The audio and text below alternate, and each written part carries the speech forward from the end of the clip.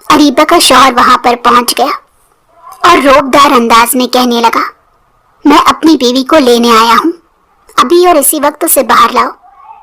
मैंने उसे अपने घर वापस लेकर जाना है। तुम लोगों ने उसे यहाँ पर कैद करके क्यों रखा है? इससे पहले कि वो मजीद कुछ कहता, हमना उसके सामने जाकर खड़ी हो गई और उसकी आंखों में देखकर नफरत से कहने लगी, खबरदार जो तुमने अपनी गंदी जबान से मेरी बहन का नाम लिया। तुम इस काबिल नहीं हो कि वो तुम्हारे साथ रहे, तुम्हारे घर जाए। तुमने उसकी जिंदगी को जहन्नुम बनाने में कोई कसर नहीं छोड़ी। अब किस मुंह से यहाँ पर आए हो? तुम्हारी वजह से वो अपने बच्चे को खो चुकी है। अरे ओ बीबी, कहीं पागल पागल तो नहीं हो गई? अगर ऐसी बात है तो जाकर अपना इलाज कराओ। मेरे साथ मगजमारी करने की जरूरत नहीं। वो सिर्फ उसका बच्चा नहीं था बल्कि मेरा भी था। मुझे भी उतना ही गम है जितना उसे गम है, मगर ये सब कुछ उसकी लापरवाही की वजह से हुआ था। तुमने उस पर जुल्म किया था, तुमने उसे इस हालत में भी मारा था। इसी वजह से वो बच्चे को खो चुकी है। अब तुम सारा इल्जाम उस पर लगाकर खुद उसमें से बाहर नहीं निकल सकते।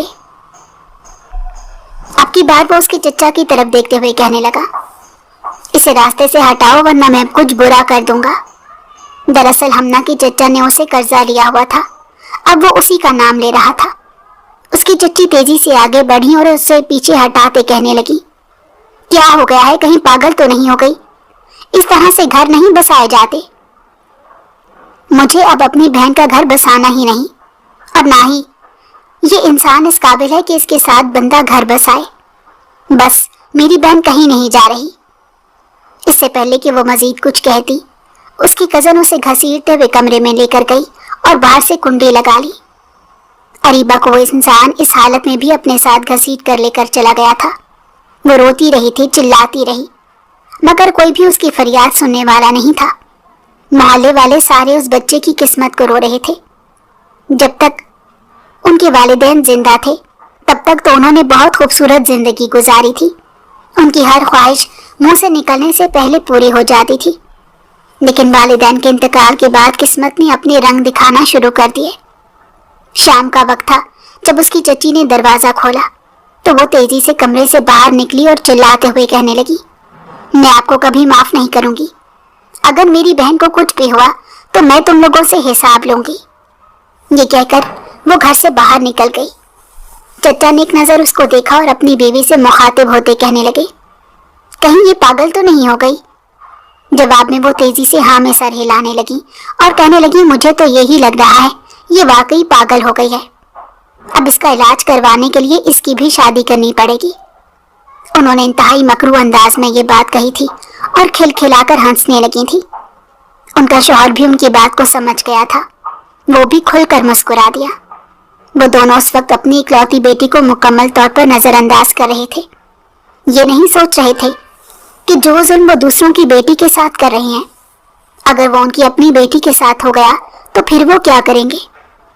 दूसरी तरफ जब हमना वहां पहुंची तो वहां से मिलने वाली खबर को सुनकर उसके कदमों के नीचे से जमीन निकल गई। उसकी बहन का इंतकाल हो गया था। जब वो कमरे में गई तो वो बहुत बुरी हालत में जमीन पर पड़ी थी। करीब ही वो इंसान नशे की हालत में बैठा हुआ था। हमना ऊंची ऊंची आवाज में चिल्लाने लगी कि तुम लोगों ने मेरी बहन को मार दिया। मैं तुम लोगों से इसका हिसाब लूंगी। मैं तुम लोगों को पुलिस के हवाले कर दूंगी। तमाम औरतें उसका मजाक बनाने लगी क्योंकि वो समझ रही थी कि वो एक गरीब लड़की है और वो कभी इतना बड़ा कदम नहीं उठा सकती। हमना ने अपने एक कजन की मदद से शहर जाने का फैसला किया था। सिकंदर उसकी मदद करने के लिए तैयार हो गया था क्योंकि वो जानता था कि उसकी कजन के साथ वाकई बहुत बड़ा जुल्म किया गया है।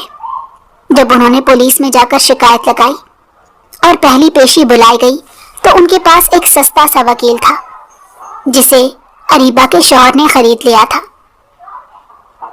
दूसरी तरफ आर्यान का आरदार जो कि एक केस जीत कर बाहर निकल रहा था, जब उसने कोने में खड़ी लड़की को रोते देखा तो ना चाहते हुए भी उसकी तरफ मुतवज्जो हो गया। जाने उस लड़की में ऐसी कौन सी कशिश थी जो उसकी तरफ उसे खींच रही थी। शायद उसकी किस्मत में हमना के साथ मिलना लिखा हुआ था। वो उसके करीब जाकर खड़ा हो गया और उससे पूछने लगा, तुम क्यों रो रही हो اور یہاں پر کیوں بیٹھی ہوئی ہو؟ اس لڑکی نے اپنا چہرہ اٹھایا۔ کالی چادر میں اس کا چہرہ بہت خوبصورت نظر آ رہا تھا۔ آریان نے آج سے پہلے اتنی خوبصورت لڑکی پہلے کبھی نہیں دیکھی تھی۔ بلا شبہ وہ حسن کا مجسمہ تھی۔ چند لمحے تو وہ بلا جھجک اس کے چہرے کو دیکھتا رہا۔ ہمنا پریشان ہو گئی تو اسے اپنی غلطی کا احساس ہوا۔ دیکھو، میرا مقصد تمہیں ڈرانا یا تمہیں ہراساں کرنا نہیں ہے۔ ایسا نہ ہو کہ تم ایک وکیل کے خلاف کیس کر دو۔ اس نے شرارتی انداز میں مسکراتے کہا تو وہ پرجوش ہو گئی اور اسے پوچھنے لگی، کیا تم وکیل ہو؟ اس کا مطلب ہے تم میرا کیس لڑنے میں میری مدد کرو گے۔ وہ یوں بات کر رہی تھی جیسے وہ اسے بہت پہلے سے جانتی ہو۔ آریان اس کا یہ انداز دیکھ کر مسکرا دیا اور کہنے لگا، تمہیں اندازہ نہیں کہ میں کتنا بڑا وکیل ہوں اور میری فیس بھی بہت بھاری ہے۔ تم وہ فیس ادا نہیں کر پاؤ گی۔ اس چھوٹی سی لڑکی نے جلدی سے اپنا ہاتھ سامنے کیا جس میں 5-5 ہزار کے 2-3 نوٹ تھے۔ یہ دیکھ کر وہ مسکرا دیا اور بولا، یہ تو بہت زیادہ پیسے ہیں، تم تو مجھے ہی خرید لو گی۔ وہ مذاق میں یہ بات کر رہا تھا جبکہ ہمنا سیریس ہو گئی اور اسے کہنے لگی، میں تمہیں یہ سارے پیسے دینے کو تیار ہوں اگر تم میری مدد کرتے ہو تو۔ اس سے پہلے کہ وہ مزید کچھ کہتی، اریبہ کا شوہر اس کے قریب جا کر کھڑا ہو گیا اور اس کی آنکھوں میں دیکھتے نفرت آمیز لہجے میں کہنے لگا، تمہاری ہمت بھی کیسے ہوئی مجھے کورٹ میں بلانے کی؟ تم جانتی ہو کہ تم نے اپنی زندگی کی کتنی بڑی غلطی کر دی ہے۔ اب دیکھو میں تمہارے ساتھ کیا حشر کرتا ہوں۔ تمہارے چچا چچی تمہیں ویسے بھی قبول نہیں کریں گے کیونکہ اب وہ تمہاری شکل نہیں دیکھنا چاہتے۔ تمہارے پاس رہنے کا کوئی ٹھکانہ بھی نہیں، تم کہاں پر جاؤ گی؟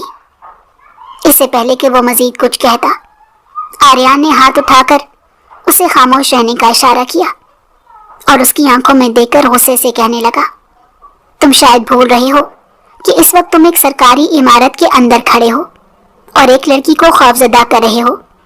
میں ابھی اور اسی وقت تم پر کیس کر کے تمہیں جیل کے پیچھے پھینک سکتا ہوں۔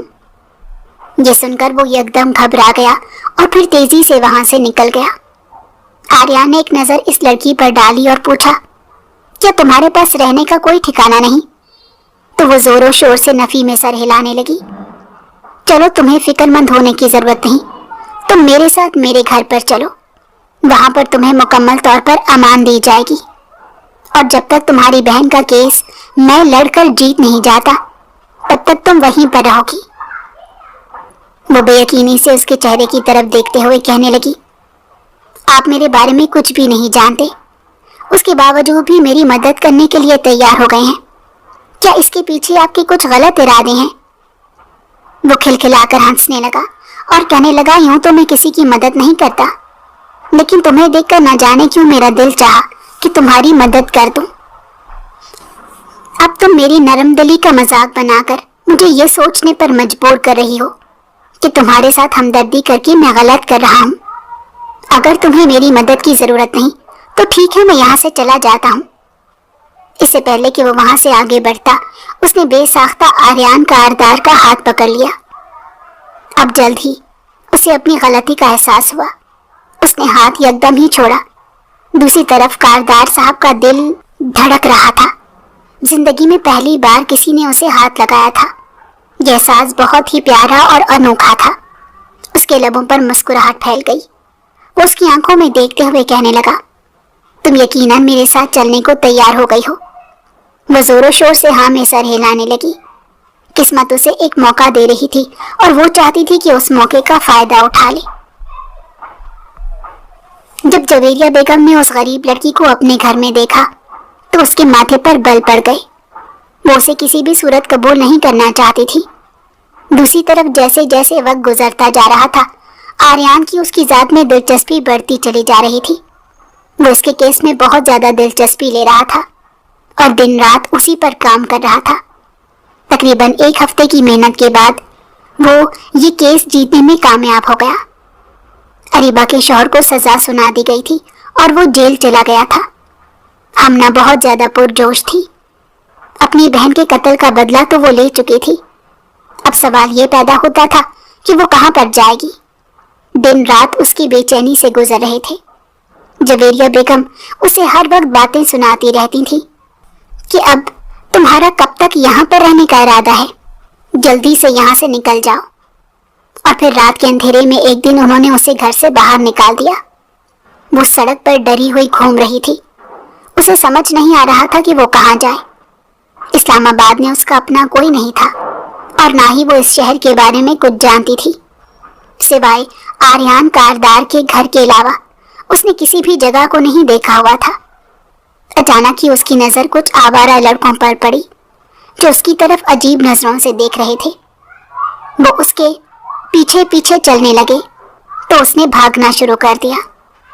थोड़े ही फासले पर जाकर उसका सर किसी सख्त चीज से टकराया।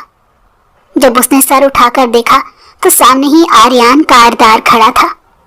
उसने जोर से इसके गिर्द बाजू लपेट लिए, ऊंची ऊंची आवाज में रोने लगी। उसे इस तरह से रोता देखकर वो बौखला गया। उसे समझ नहीं आ रही थी कि कैसे उसे खामोश करवाए। दूसरी तरफ जब उन लड़कों ने सामने एक बॉडी बिल्डर को खड़े देखा तो वो भी वहां से घबरा कर भाग गए। अब उस जगह पर सिर्फ आर्यन और हमना ही खड़े थे। वो उसके सर पर हल्के हल्के थपक रहा था और उससे खामोश होने के लिए कह रहा था। वो चेहरे से बहुत कंफ्यूज नजर आ रहा था क्योंकि आज से पहले उसका सामना इस तरह की सूरत हाल से नहीं हुआ था। अगर तुम खामोश ना हुई तो मैं तुम्हें गले से लगा लूंगा। अभी उसने ये बात कही थी कि वो तेजी से पीछे की तरफ हटी और अपने आंसू साफ करते हुए कहने लगी, आपकी मामा ने मुझे फिर से घर से बाहर निकाल दिया। तो तुम्हें किसने कहा था वहां से दूर जाने को? मैंने तुम्हें कितनी बार समझाया है कि वो तुम्हें कुछ भी कहे तुम्हें मानने की जरूरत नहीं है। मगर आप खुद ही मुझे बताएं कि मैं उस घर में किस हक से रह सकती हूँ? आप उस घर में मेरी बीवी की हक से रहोगी। वो अपनी जगह पर साकित हो गई। वो छोटे छोटे कदम उठाता उसके पास आया और उसके कंधे पर हाथ रखते हुए कहने लगा, हाँ, अब तुम इस घर में मेरी बीवी की हैसियत से रहोगी। मैंने इस फैसले पर बहुत सोचा है। मैं तुमसे मोहब्बत करने लगा हूँ और तुम्हें अपनी जिंदगी का हिस्सा बनाना चाहता हूँ। क्या तुम मेरा साथ कबूल करने के लिए तैयार हो?